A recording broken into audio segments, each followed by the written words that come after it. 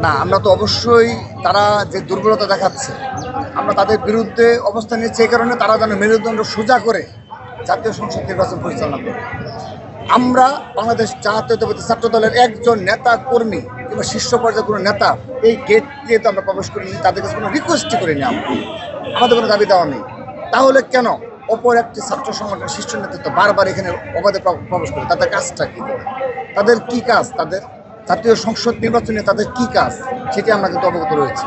তো আমরা আশা করছি তারা তারা তারা শক্ত অবস্থান নেবে, বলিষ্ঠ ভূমিকা অবতীর্ণ হবে এবং যে বা যারা তাদেরকে পরিচিত করে এখানে যারা কর্মকর্তা রয়েছে তাদেরকে পানিশমেন্ট দিবে, আমরা সেটা আশা রাখছি।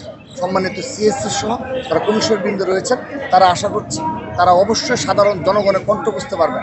বিশেষ করে আজকে ছাত্র দলের হাজার হাজার নেতাকর্মী যারা সে সকাল থেকে এখন পর্যন্ত অবস্থান করছেন, তাদের মনোভাব তারা বুঝতে চেষ্টা করবেন।